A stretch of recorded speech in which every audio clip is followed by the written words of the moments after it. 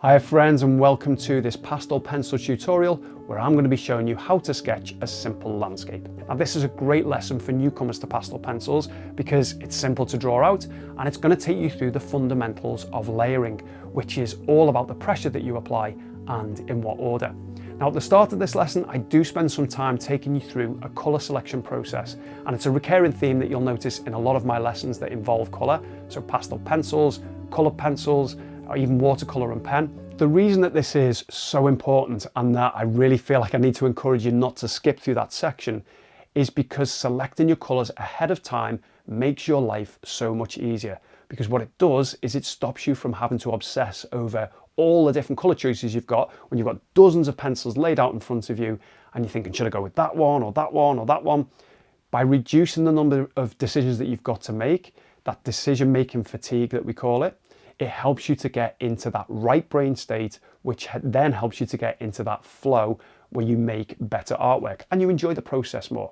So what we do is we select some colours, test them out on a bit of scrap paper, we put the rest of the tin to one side, all your pencils then go away, and then you can focus on that limited number of colours and, more importantly, those values, those lights and darks, because it is much more about those values than it is about perfect colour matches. If you've got any questions or any feedback, please do pop them in the comments below. I try to read them all, spend a bit of time reading them all, and if you're feeling really generous, a thumbs up would be much appreciated as well. Enjoy this lesson, and then I hope to see you in the next one. I will be doing another simple landscape with pastel pencils, so look out for that one. So here is our first landscape study, a nice simple one to begin with. So you can see that I've drawn out a frame that is an equal size to the reference photograph. That's going to make it easier for me to draw out. And you can also see that I've kept it quite small. And that's simply just to keep the time element down on camera. If I was going to do this off camera, I'd probably do it a little bit bigger. But just know that with pastel pencils, the bigger that you go and you're going to fill that whole frame, the more time it's going to take you. So I said that I'd take you through the process of choosing your colours ahead of time. I think that's really, really important. And the way that I'm going to approach that is to break the reference down into several, maybe 3 or 4 distinct areas. Now the first pencil I'm going to reach for, and this is going to be the case for all of the landscape studies that we do, the first pencil is going to be white. So it's not just for the clouds. You're going to use the white a lot as an underpainting underneath some of the area of sky here where it's a bit lighter, some of the lighter fields. That's going to act as an underpainting for your subsequent colours to lay on top of.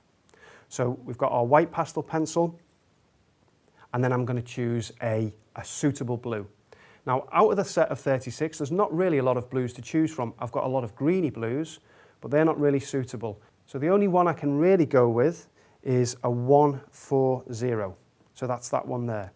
Now what I suggest you do is, as you're picking these pencils out, just make a little swatch of colour just on a scrap of paper or just outside the frame of your painting and just see what that looks like. So I'm happy with that, that's a 140. I want a darker blue as well, just for this stronger area in the corner here. I think compositionally it's quite nice to get that in. So again, I've not got a lot of choice here. The only blue that really matches that sort of colour string there is a 151, so that's this one here. And again, I can put that down. It is a strong colour, so we might have to knock that back with some white, but that's really the only option I've got to me. And then the last one I'm going to choose is a grey, the lightest grey I can for some of the shadow areas within the clouds. So this one is a 273. Put that down and see what that looks like. 273. So that's 4 colours in total for the sky. Now the next major area are obviously these greens, the greens of the hills and the fields. And there's a lot of yellow in there. So the first thing I'm going to do is I'm going to choose a light yellow. And that's always a good rule of thumb. If you go for a light, when you see a dominant colour, you go for a light version and a slightly darker version. So the lightest yellow that I can see is this one here, it's a 102. It's actually what I use to draw the frame with. So that's a good colour, I think. And then I'm going to go for a bit more of a canary yellow. This is a 185. There's a couple I could choose from that would be equally as suitable. And then let's go for a couple of greens. So these are what I would call apple type greens rather than bluey greens. They're more towards the yellow than they are towards the blue. So again, not a lot of choice really, so it's quite easy to select these. This is a 168. That's quite a nice colour, I like that one.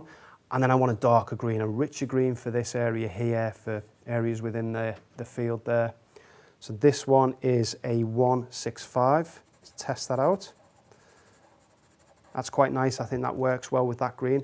And that will do. So there's 4 colours there for the bulk of the field and the grasses. And then for these trees, you can see that these are quite dark values. And all I mean by that is if you squint your eyes down, they're much darker than the rest of the picture. They almost look like a black or a dark grey when you squint your eyes right down. So I'm going to look for the darkest green that I can and quite a neutral green. So a green that is more grey rather than a vibrant green. And looking at that, a 173, that looks like it's quite an olivey green, but you can see it's more grey, isn't it? It's much less vibrant than these greens here. And I think that will be good for some of the lighter areas on these trees. Now for the darker areas, they're really dark and really strong. So let's go for a dark grey. There's a couple I can choose from. That's a 175, that grey. That green, by the way, if I didn't mention that, is a 173. Not sure if I mentioned that one. So those two will do for the trees. So far we've got 1, 2, 3, 4, 5, 6, 7, 8, 9 colours, plus the white, that's 10. So I only want 1 or 2 maximum more colours. And I think the only areas that we haven't addressed is the pathway. And the pathway, if you think about it, is almost a sort of a flesh tone colour. So I'm going to look for maybe not a flesh tone, maybe a light browny yellow type of colour. I think a flesh tone actually would work with some whites mixed into it. But let's go for a lightish brownish colour. This looks okay. This is a 182. So that's quite nice actually. I can see that if I blend that with some white, I think that will work quite well. So there's my colour palette. I've got these pencils separated from the rest of the tin. I'm not going to touch the rest of the tin. I've even separated the colours. I'll just bring this in so you can see it. Separated the colours with bits of kneadable eraser. So I've got my sky colours here. I've got my grass colours here, trees and the path. And that's going to make it really, really easy for me to go through this drawing. I think you'll find that quite nice to work with.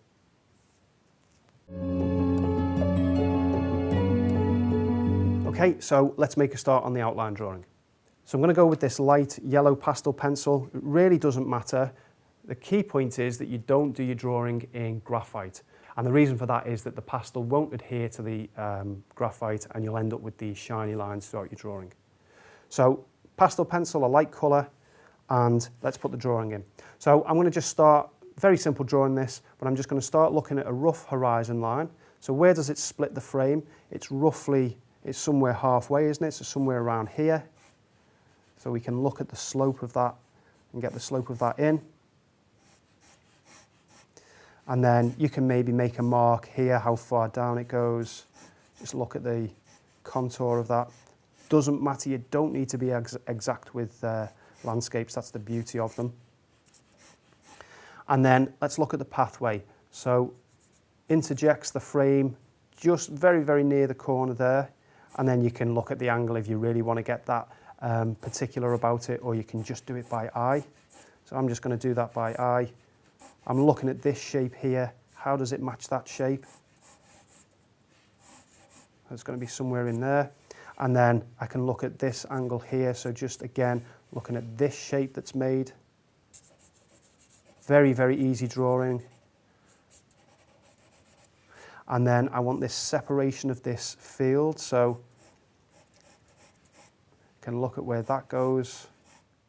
And then for the trees, I want to put them in very roughly indeed. So I'm just going to put in an oval for that block. And I just want to look at how they break through the horizon there. So this horizon line, because very often what you'll find, there's a tendency for people to put them right touching the horizon line. It's called a kissing edge. Compositionally, it's not the best thing in the world.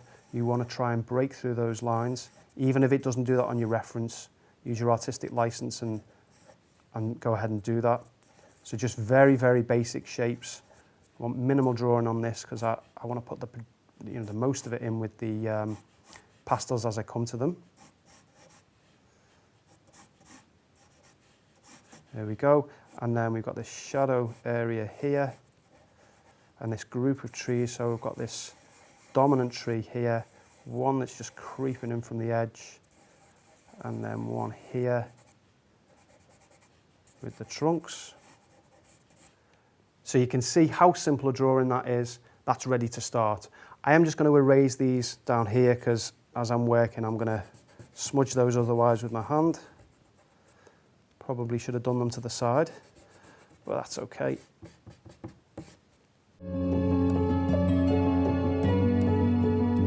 Okay, and then the first colour I reach for is the white. It's nearly always going to be the case. Now what I'm going to do is just lay some white down as quickly as I can. So what you'll notice is that honeycomb texture coming through. You can see that right away. I'm not interested in getting rid of all of that paper surface, all of that surface texture. Where the blue is darker nearer the top, I want less white. As I get down to the bottom, and this is a paler blue, I want to use more pressure and lay more of the white down. And that means when I put the blue on top, it's going to mix with that white, it's going to come out a lighter colour. And by the way, using a nice light colour like the yellow to do your outline drawing, when you mix some of the colours around the horizon line, they're not going to be as muddy. So, you know, when I put this white down, the yellow underneath doesn't muddy the white in the same way that if I'd used say a brown, a dark brown or a dark grey would have done. So I think it's a good idea to use a lighter colour to do your outline drawing. So you can see there I've used more pressure around the bottom, and then what I can do is I can look for the areas of cloud, very rough. So I'm not interested in creating exactly the same shape of clouds, I just want to give a rough indication of the clouds that are there. So just stronger white in those areas. Got one here, one here. So your white pastel pencil is the one that you will burn through the most quickly. And what I recommend is that you buy a couple of individual white pastel pencils to complement your set of 36 or 24, whatever it is that you've got. And that way they should last, you know, quite some time. 2 or 3 whites plus your set of 36 will actually last you quite a long time. Okay, switching now to the light blue. So this is the 140. Same way, I just want to go over nice and quickly.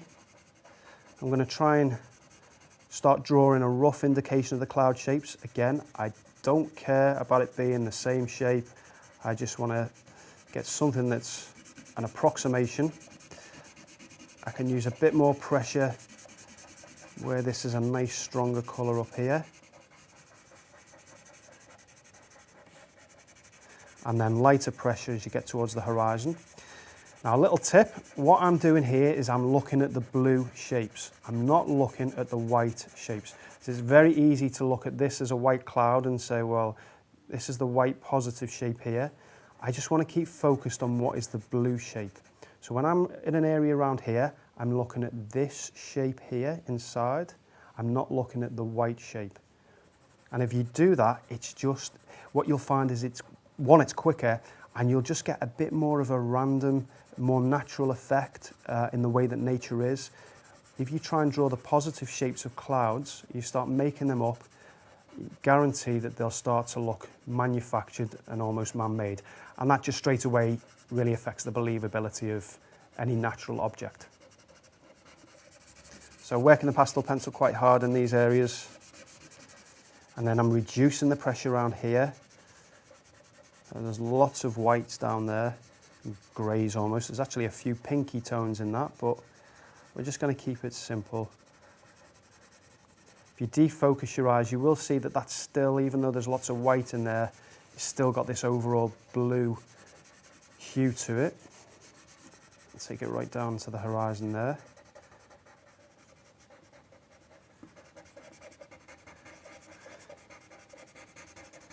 That blue shape there.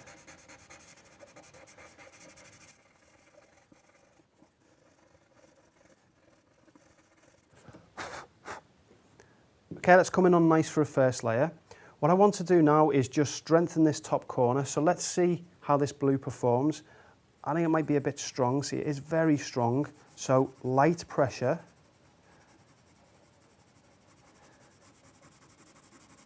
It's nice light pressure, just let it work itself into the pastel that's already there. And you can see the texture coming through again, and that's great because it's the paper is allowing us to build up these layers. If we were doing this on a drawing paper, a regular drawing paper, or something really smooth like copier paper that you would never use pastels on, you simply wouldn't be able to do this. You'd just shift the pastel that's underneath, you'd shift it around the paper and it wouldn't stick.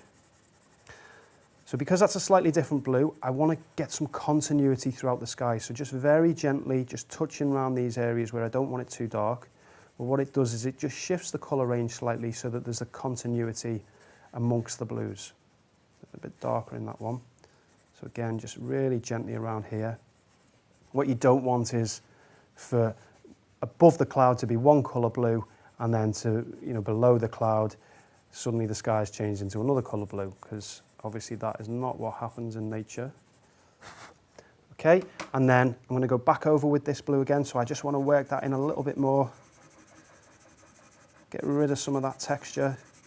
A little bit too much for my liking there.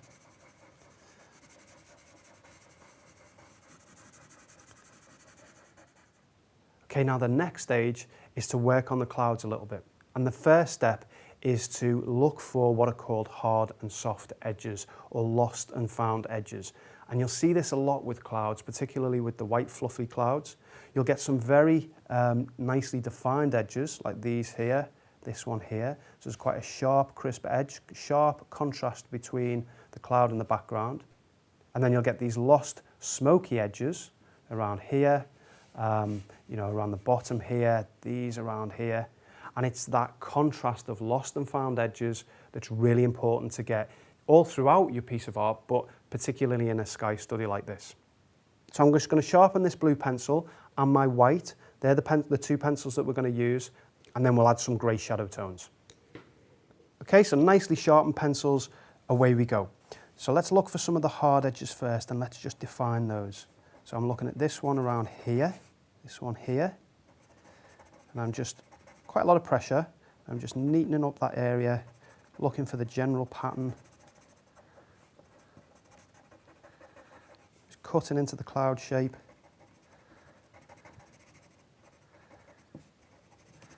There we go. And any others, so we've got this one here.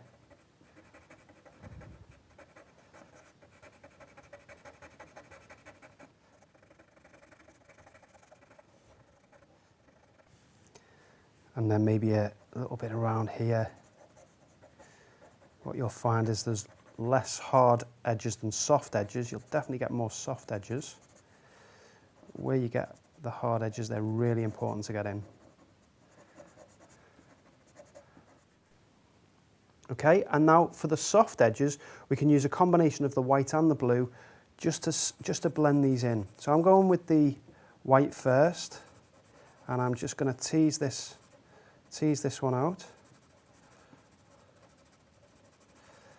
And using the white in this way, you can drag some of the blue back in. So you're only going to need to use the blue if you can't really drag enough in. And we're going to be using the grey as well, so we don't need to worry too much. So just dragging that out there, softening it off. Same around this one here. Now, if there's any areas that you want to tidy up as you're going, you keep the blue in your other hand, you can do that.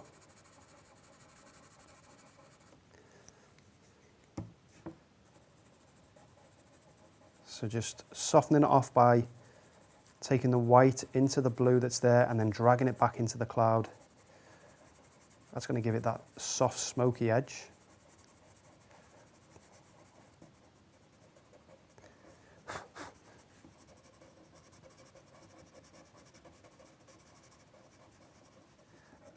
And then around this area, I'm going to put quite a bit more white because it is quite a light tone, quite a light value around here. Same around the tops of the trees. If you go a little bit too light, you can go in, just looking where the horizon line is there. So just a little bit of light pressure just to tidy that horizon line up. So I'm not worried about going over where the trees are because they're a stronger value than this, so we're going to be able to go over that relatively easily with the dark greens and the greys that we put in there. Okay, and now let's take the blue, and this time let's just look at the shadow areas. So starting on this big cloud, just really light pressure, nothing too strong. You don't want to lose the white that you've put down. We will go over this with the grey, but if we just went straight in with the grey, it would look a little bit flat. So I'm just going to drag some of the blue in, and if you look at these clouds, you'll notice that the majority of them aren't a pure white. There's only a couple of areas that are really strong whites. So you've got here, here, this tip here, this area. The rest of them are an off-white, actually quite a dull grey. Okay, look at the shadow area under this one. So this is quite important.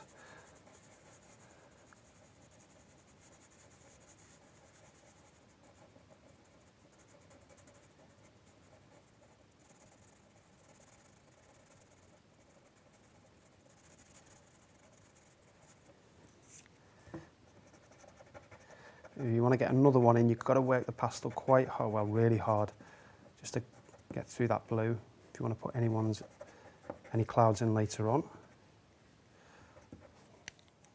Okay, so this area here has got some shadow around the top edge, and that white bit is just creeping out behind it.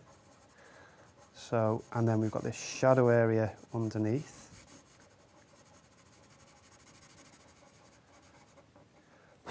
Okay, and then let's go in with the grey. So this is the 273, so it's the lightest grey that I could find. And let's start putting them in. So very light pressure at first, just get a feel for what it's going to look like. And then as you get that feel, you can start to use a little bit more pressure. So you're going to use darker values here, and then they're going to soften off.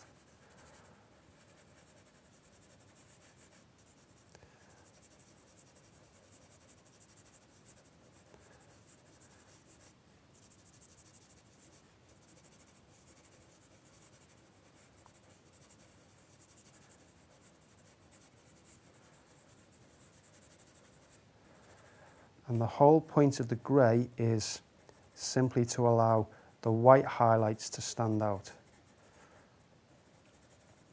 So you don't want to get too keen with the grey, but you do want to cover enough that you allow just the odd little bit of grey to stand, the odd little bit of white, bright highlight to stand out. So here, for example, we've got a little bit of cloud coming across the front there. Okay, into this one, so we've got this cloud that's in the front. There's a slightly defined edge, a bit more of a defined edge there. And then we've got this nice shadow tone underneath. Like I say, it's actually got a bit of purpley red into it, but we just keep this fairly simple for this first study and just keep to a limited range of colours. And when we come on to later skies, or sunset skies, then we can get really elaborate with the colours. So here, I just want to get a feel for how the clouds are. They're closer together, you know, they're less defined from each other. They're certainly overall they're darker. I want that to get quite smoky, quite lost in the background, very, very little definition going on there. And then just pick out any, with the white, lots of pressure, just pick out any highlights that you want to. Don't go too mad.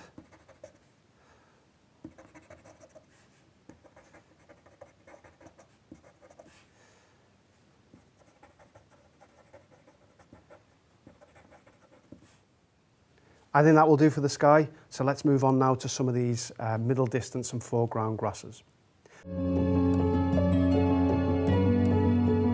So we're going to work from light to dark. So we're going to go with the lightest colour first and then gradually build up those layers.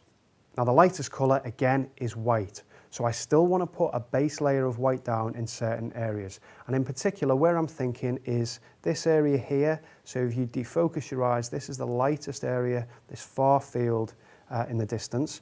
So I'm just going to put a light covering of white for that area. Not working the pencil in too hard, so about as much pressure as I would use to squeeze some toothpaste out of a toothpaste tube. Not too hard at all. And then maybe just a little touch on this one here. It goes through. Always a nice idea just to take the horizon through the trees there. Okay, and then switching to my lightest yellow, so this is the 102. So it's the next lightest colour in the range.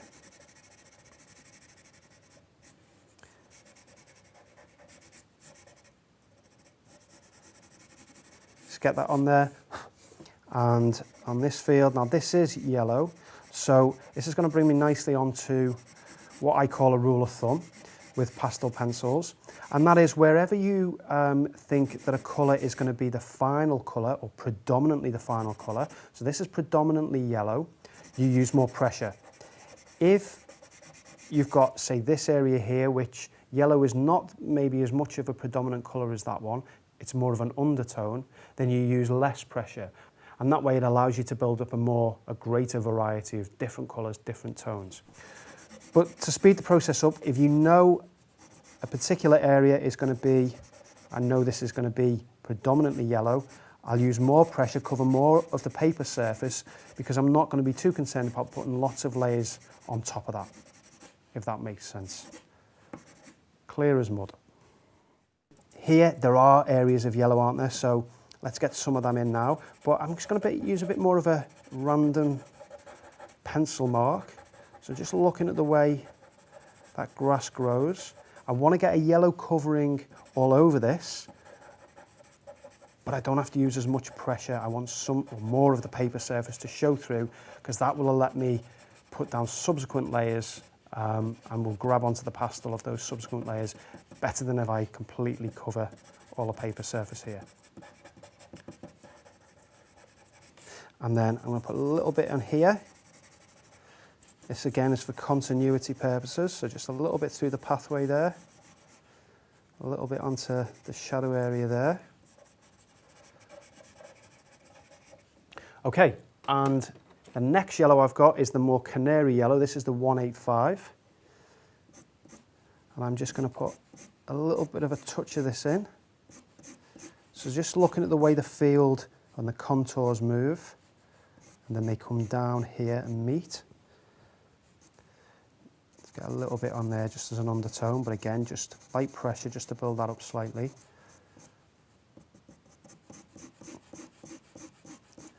Okay, and then I think this is a bit more of a creamier white, creamier yellow, I should say. So I'm just going to go over with the white pastel pencil, and what that will do is just blend things together, lighten it off slightly, make it more of a muted pastel-y yellow. Now let's move on to the green. So we've got this lightest one at the back, and I want to keep this really light, so I'm going to use a nice light pressure here, and I'm looking, there's what looks like I don't know, it looks like a furrow, or sort of I don't know what it is, like a raise, a bump in the ground.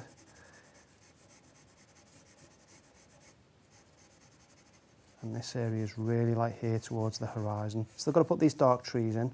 We can put them in towards the end. Let's just take it through into the tree.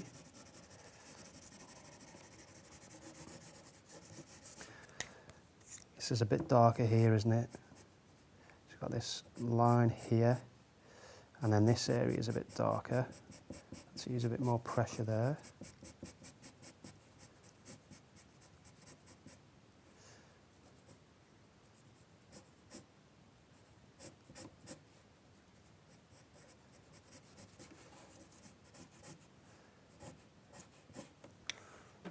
White, so I want this really nice and light, so lots of pressure over this now.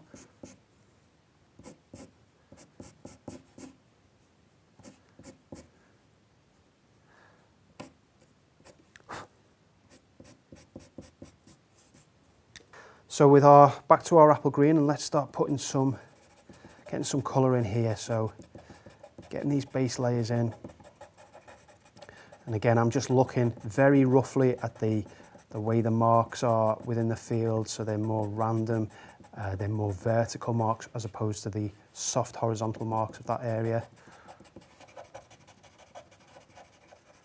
I want to mix up lighter areas, or areas of lighter pressure with areas of stronger pressure. Let's look at these foreground grasses here. So this is a nice rich green, isn't it? Right along the edge of the pathway there, so lots of pressure there. All you're doing is you're just building up the layers one by one.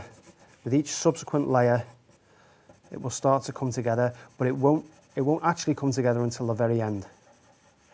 So don't worry if you think your drawing is looking, or your painting is looking a bit insipid, a bit flat, a bit washed out. It's not until the final darks are put on, those final stages, that everything will come together.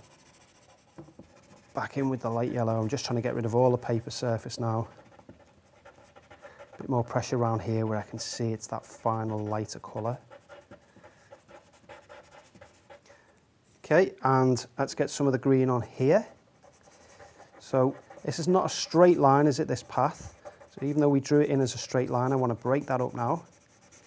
I can use quite a reasonable amount of pressure here because, again, this green is going to dominate the colour of this particular section, this embankment here. So I'm not worried about using a lot of pressure. Okay, our canary yellow, we haven't used that yet on the grasses. We've got some lots of nice yellows in here. So I'm just looking at major blocks of colour. I can see that area is dominated by yellow more than green. So I can put a little bit more colour in, a bit more pressure in that area. Okay, and then we've got our darker green. So this is the 165. So now I can start looking at some shadow areas. So I can see shadow areas all the way along the bottom of this grassy embankment here. And then as we get further into the distance, it gets thinner. And just you can start to get a bit more hit and miss as you get more into the distance. So you're definitely not drawing like a long straight line. That would look too manufactured, too artificial. So quite a lot of pressure, little short staccato-like movements.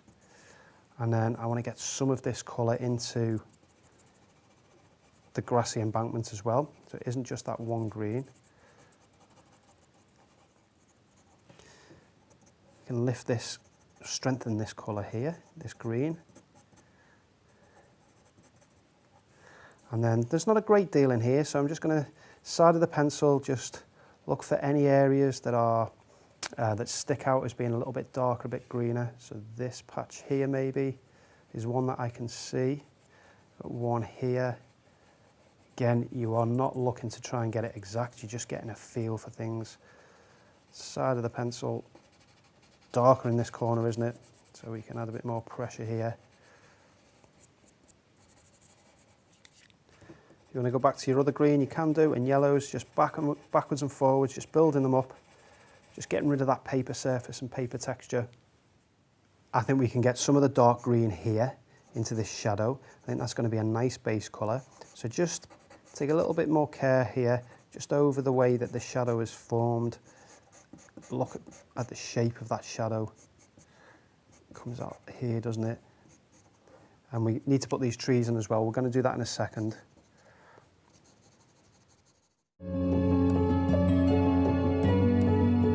Right, so let's start putting in some of the details. So I've got this olivey green here, this dark olivey green, and this is a, let's see what number, 173. I'm just going to get these backfields dealt with. We can leave them alone then and come onto the foreground. I'm just strengthening that furrow there. Maybe put another one in. I think it's quite a nice little detail, that. So the one further away is going to be lighter, isn't it, than the one in the foreground. Maybe strengthen the mark there just on the top.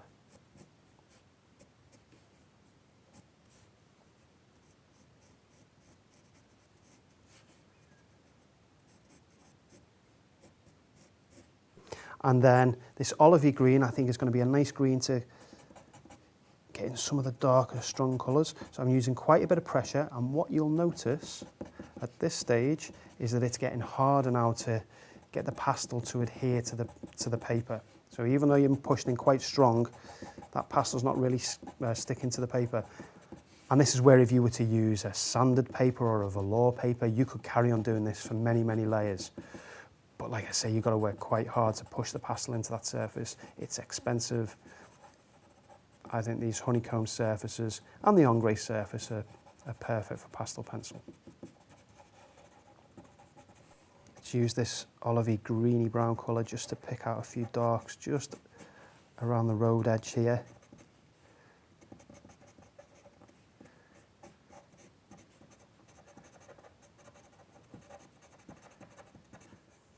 So the yellow pencil, start pushing it really strongly into the surface, as strong as you can get away with. Really short, sharp marks though, just to represent these different grasses. And at this size and at this distance, they are quite short, aren't they? So that's why you're using really short, sharp marks. Keep them nice and random, nice and haphazard. Some of the light yellow, just to pick out some of the highlights on this grassy embankment.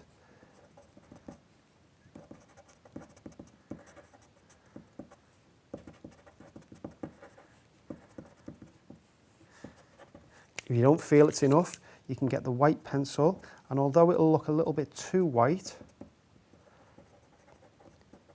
what you can then do is take one of your greens, maybe the light green, and you can just knock that back ever so slightly, and you'll get that highlight there, but without it looking like a stark white colour. The dark olivey green, again, let's just bring up some of the shadows and the colours within this area.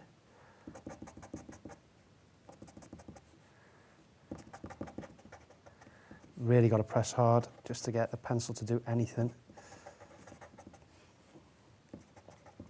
And you will find it with different colours, you'll find some of them stick to the paper more so than others. This olivey green isn't a great one for sticking to the paper, so if you want to, you could change that colour out for a different one, different green.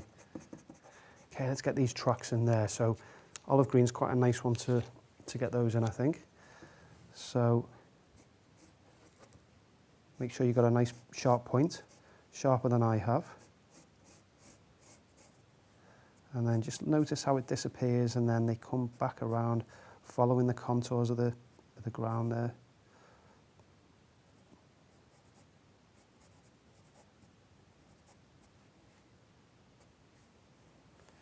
We've got a couple of marks coming down this way as well.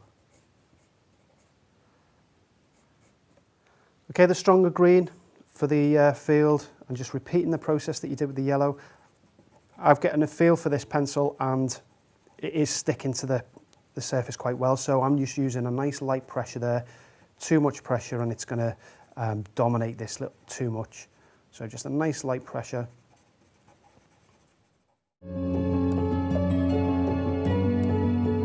Okay, let's get a little bit of colour down for this pathway. So this was the browny yellowy colour, the 182.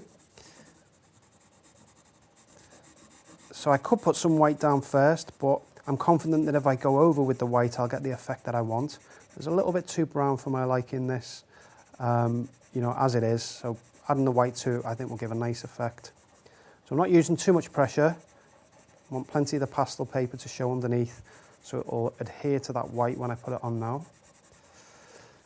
Get the white pencil, and I'm just going to, circular motion is just going to blend this into the surface just with the white. So it's going to do two things at once. It's going to push the pastel into the paper surface and give me a bit more of a pleasing colour.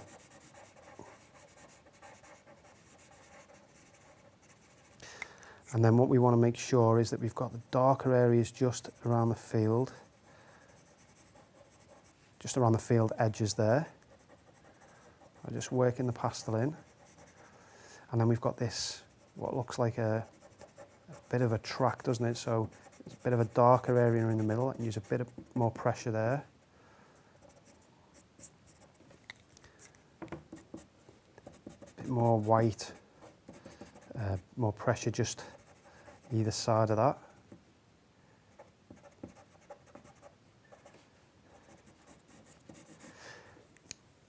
Okay, while I've got this brown colour in my hand, let's add some browns into this foreground field here, so I can see some nice brown colours here, but really there's probably going to be quite a few all throughout. So a bit more pressure here where there's more of them, and then a bit less pressure, just smaller marks just here and there. Again, just for continuity purposes, keep the colour consistent throughout the picture. It's an important part of composition, colour harmony, as it's known. And then I think we can put this brown in this shadow area here. I think that'll act as a nice shadow colour. We'll mix it with some yellow in a second. Just going to tidy up just around by the trees there. Just make sure we've got some nice green grass that they're living on. Okay, and we can start now to put in a few more of the details, so a few more of the textural elements. We've got the bulk of our underpainting down, particularly in this area here. And it's time to start putting in some stronger marks now, some more details. Some of the shadow colours as well are going to be nice to get those in. And as I say, that's when it's all going to come together, hopefully.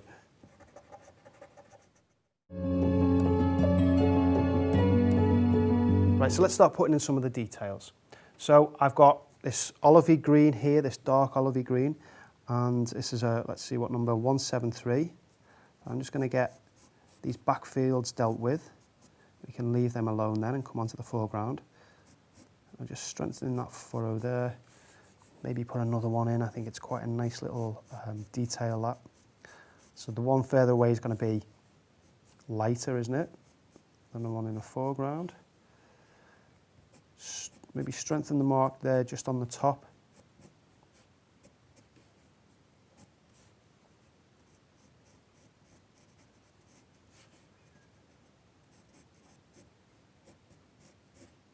And then this olivey green, I think, is going to be a nice green to get in some of the darker, strong colours. So I'm using quite a bit of pressure, and what you'll notice at this stage is that it's getting harder now to get the pastel to adhere to the paper. So even though you're pushing in quite strong, that pastel's not really sticking to the paper. And this is where, if you were to use a sanded paper or a velour paper, you could carry on doing this for many, many layers. But like I say, you've got to work quite hard to push the pastel into that surface. It's expensive. I think these honeycomb surfaces and the ombre surface are perfect for pastel pencil. Let's use this olivey greeny brown colour just to pick out a few darks just around the road edge here.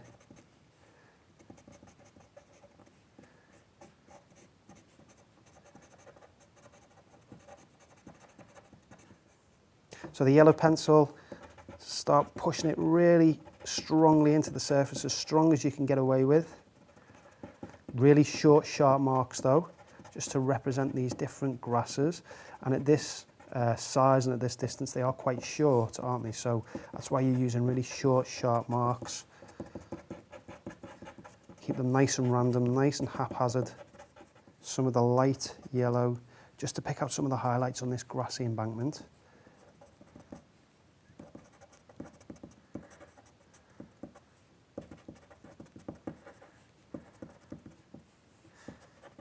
If you don't feel it's enough, you can get the white pencil, and although it'll look a little bit too white, what you can then do is take one of your greens, maybe the light green, and you can just knock that back ever so slightly, and you'll get that highlight there, but without it looking like a stark white colour.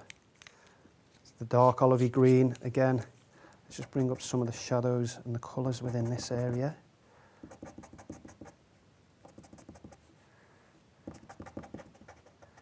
Really got to press hard just to get the pencil to do anything. And you will find it with different colours, you'll find some of them stick to the paper more so than others. This olivey green isn't a great one for sticking to the paper, so if you want to, you could change that colour out for a different one, different green. Okay, let's get these tracks in there. So olive green's quite a nice one to get those in, I think. So Make sure you've got a nice sharp point, sharper than I have. And then just notice how it disappears, and then they come back around, following the contours of the ground there.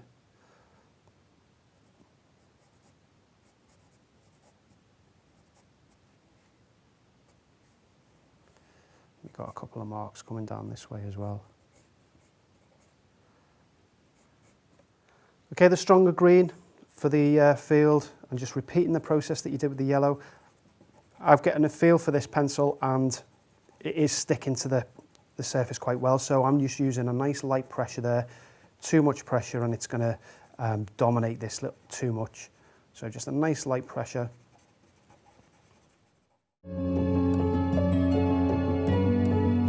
And now let's start putting in some of the really stronger darks. So one of the pencils that I picked out for the trees was this dark grey, this 175.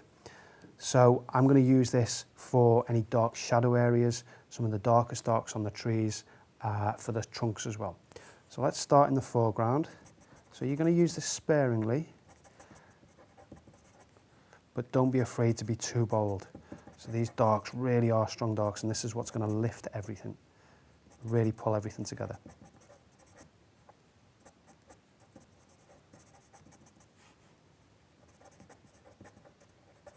Keep the marks nice and random, hit and miss areas, not just a strong straight line. As I get into the distance, I'm going to leave that alone. I don't want to get too dark in the distance. Things get lighter in the distance, remember.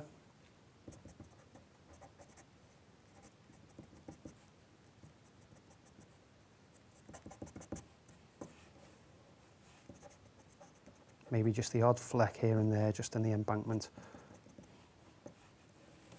Okay, we've got some darks in the foreground here. Before I get to those, let's deal with these trees.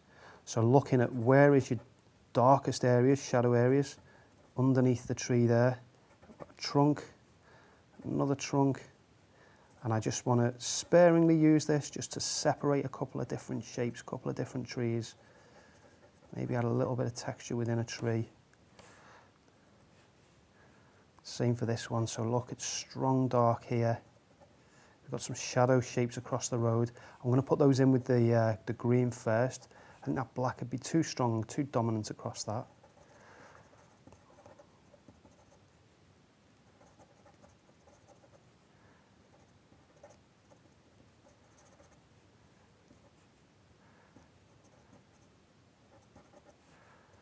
Okay, I think we can add a little bit of strength to these tracks.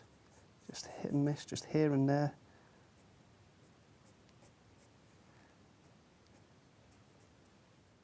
This shadow can come up, can't it? This is a really strong shadow here.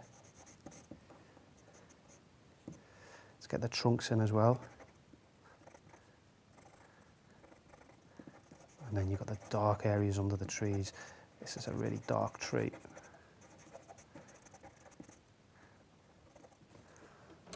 Just want to get a little bit more green under there. I feel like it's a bit too black for my liking.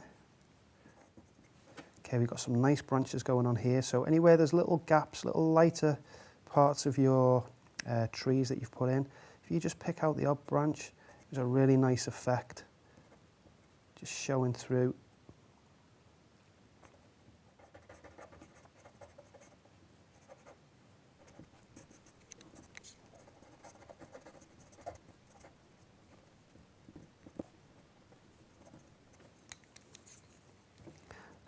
Just strengthening the outer edges just as they creep into the sky, so there's a nice contrast with the sky there. Okay, and then this area here, so we want some nice strong darks in here as well. So in with the grey, sparingly, so you don't want it, you know, all over the place, but where there is a strong dark, just be nice and bold.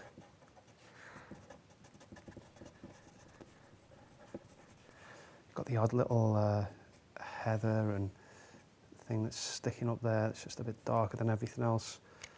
Maybe use the mid-green for that, but just a bit more pressure. Okay, let's not forget the shadows on the trees, you said, so just taking that across,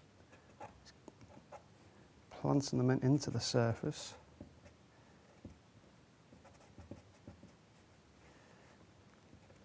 a really strong shadow underneath this tree.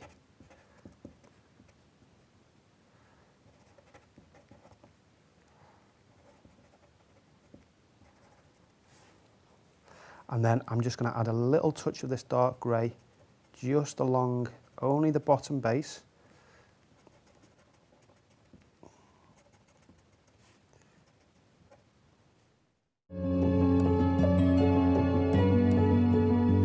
Okay, and we're coming to the final finishing touches now.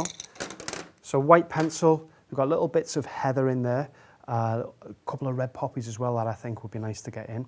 So you want the pencil vertical and really strong pressure, really short marks, just where you can see little groups of white flower heads, nice and strong in this foreground. You can do them a little bit lighter just as you get further away. Got some groupings of them here. And then finally, a colour that we haven't chosen. Let's take a nice red for the poppy. So I don't really have a bright red. I think the brightest one I've got is it's a 191. I think that'll be fine. I've got a nice poppy head there, one there. Don't go overboard with this. You just want the odd one or two.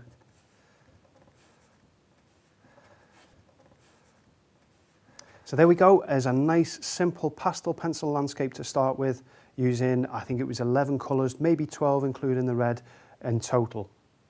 So go through that process, select your colours first, and then split it into those 3 or 4 sections, and I think you'll find that a study like this is really achievable, even if you're brand new to pastel pencils.